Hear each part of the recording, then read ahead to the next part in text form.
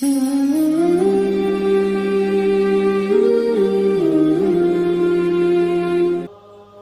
بادشاہ تھا، اس کا ایک بیٹا تھا، شہزادہ تھا۔ بادشاہ نے اپنے بیٹے کو تعلیم لینے کے لیے بھیجا۔ روزانہ استاد محترم اس کو تعلیم دیتے۔ ایک دن اس کو تعلیم دی، من سمت نجا، جو خاموش رہا اس نے نجات پائی۔ اب اس نے خاموش رہنا شروع کر دیا، یہ بولتا ہی نہیں کچھ، اس لیے کہتے ہیں ذرا خاموش بھی بیٹھا کرو اور غور و فکر کرو۔ غور و فکر یہ معرفت کی کنجی ہے۔ چاہا چاہا جو چاہا، جراحات السنان نحلتیان ولا یلتام ما جرع اللسان۔ عربی کے شاعر نے بڑی اچھی بات کہی، جراحات السنان لہلتیان ولا یلتام ما جرع اللسان۔ تیر و تلوار کے گھاؤ تو بھر جاتے، زبان کے گھاؤ نہیں بھرا کرتے۔ عربی کی ایک کہاوت ہے، جرمہ صغیر و جرمہ کبیر۔ اس کا جسم بہت چھوٹا ہے لیکن اس کا جرم بہت بڑا ہے۔ یہ چھوٹے جسم کی ہے لیکن جرم بڑے بڑے کرتی ہے۔ استاد نے پڑھایا، من سمت نجا، خاموش رہا اس نے نجات پا لی۔ اب اس نے خاموش رہنا شروع کر دیا۔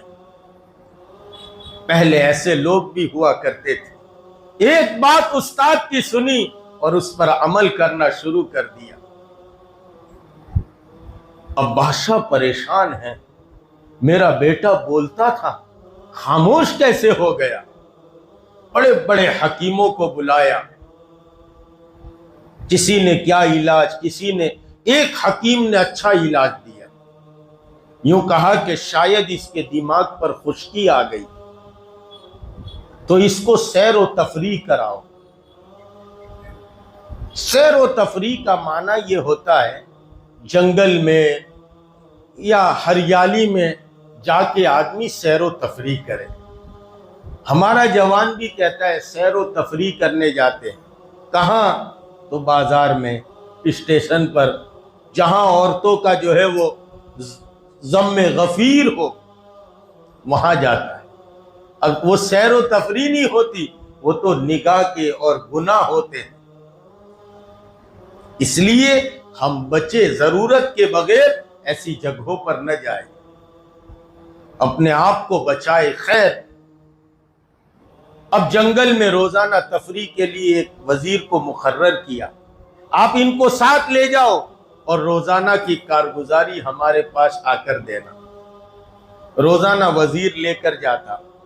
وزیر شکاری تھا، شکار کا جو ہے وہ سامان بھی لے لیتا۔ جنگل شکار کے لیے چلے جاتے۔ ایک دن جو ہے شکاری کی نظر ایک فاختہ پر پڑی، وہ فاختہ جلدی سے جو ہے وہ درخت میں کسی ڈالی کے پیچھے چھپ گئی۔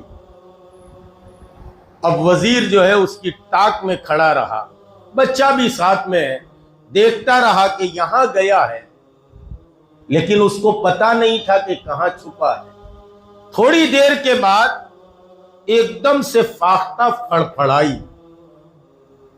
اس کی پریں ہلی، جیسے پھڑپھڑائی تو شکاری نے دیکھا وہاں ہے، فوراً تیر کھینچا اور اس کو مارا۔ جیسے مارا تو فاختہ کے اندر گھس گیا۔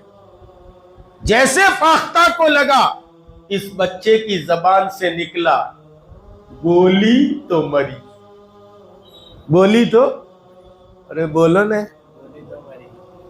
ابھی تم نہیں مریں گے، ابھی تو بولو، جہاں بولنے کا وہاں بولو۔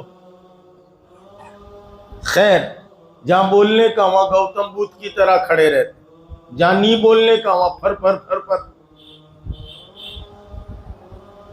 ایک دم اس کی زبان سے نکل گیا، من سمت نجا، بولی مری۔ جیسے یہ آواز کان میں پڑی وزیر نے فاختہ چھوڑی، تیر چھوڑا، سب چھوڑا، اس کو پکڑا اور بادشاہ کے پاس لے گیا. بادشاہ یہ تو بولتا ہے، یہ تو بولتا ہے. بادشاہ نے کہا ایسا؟ تو کہ ہاں یہ بولا، میں نے سنا. بادشاہ سمجھ گیا اس کا مطلب یہ اب ایڑے چالے کرتا ہے، نخرے کرتا ہے. جلاد کو بلاؤ. جلاد کو بلایا اور جلاد نے آ کے لگائی تو فوراً بولا، فاختہ بولی، فاختہ مری، میں بولا، میں مرا.